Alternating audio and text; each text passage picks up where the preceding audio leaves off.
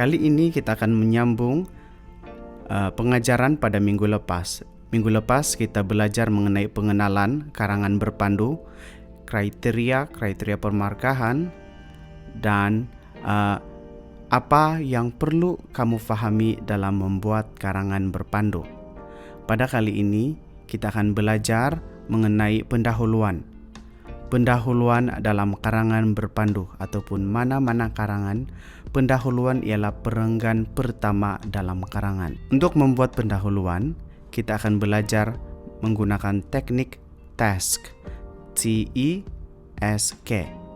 Oke, dalam pendahuluan, kamu kena tulis 3 ayat saja, kemudian 1 perenggan sahaja, dan marka penuh yang diberikan ialah sebanyak 3 marka. Baiklah, kita sambung kepada 2.0, yaitu langkah-langkah memahami soalan.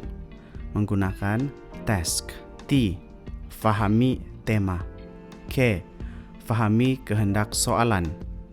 S, situasi. Kaitkan dengan situasi.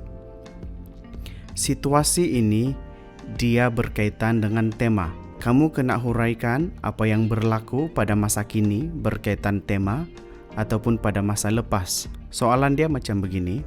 Sila baca.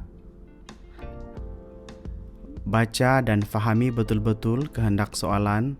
Fahami apa tema soalan. Apabila kamu baca, secara keseluruhan, soalan ini bercakap mengenai COVID-19. Ringkasnya, soalan ini ialah berkaitan dengan COVID-19. Justru ini ialah tema bagi soalan ini. Okey, kemudian situasi. Situasi ini kamu kena ada pengetahuan yang baik untuk situasi-situasi semasa.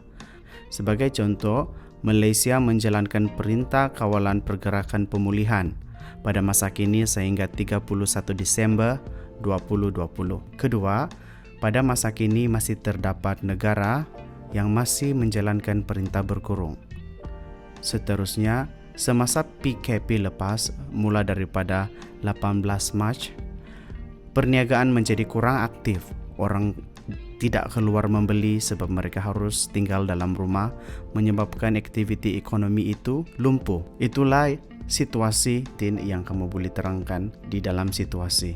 Seterusnya, kamu harus baca balik untuk mencari kehendak soalan. Kehendak soalan dalam soalan ini, pertama, huraikan langkah penjagaan kesihatan diri. Kemudian, huraikan langkah pengekalan bersih diri.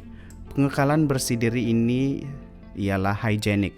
Okey, apabila kamu sudah faham apa tema, kamu sudah cari apa tema soalan, kamu sudah cari situasi semasa dan terdahulu, dan kamu sudah tahu apa soalan ini minta, barulah kamu mula menulis 3 ayat pendahuluan. Ikut urutan T-E-S-K. Ayat pertama, huraikan tema. Tema ialah berkaitan dengan COVID-19. Jadi tulis sesuatu yang berkaitan dengan tema. Sebagai contoh, tahun 2020 dikejutkan dengan pandemik COVID-19 yang mula tersebar dari Wuhan, China ke serata dunia termasuk Malaysia. Kemudian berdasarkan tema ini, kamu terangkan situasi.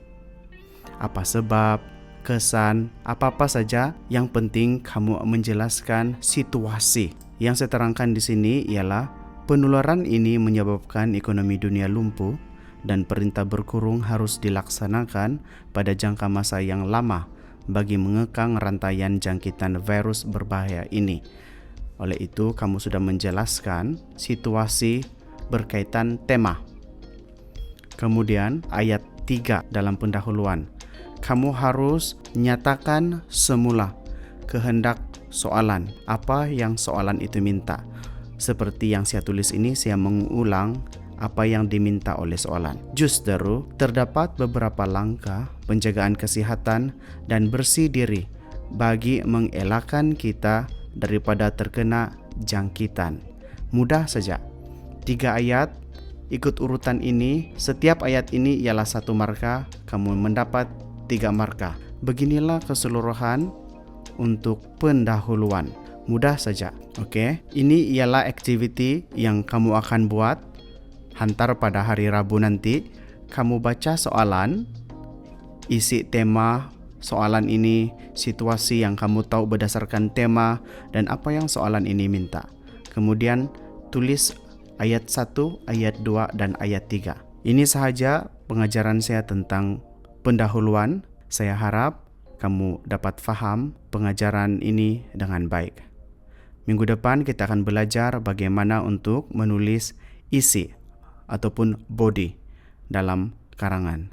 Terima kasih.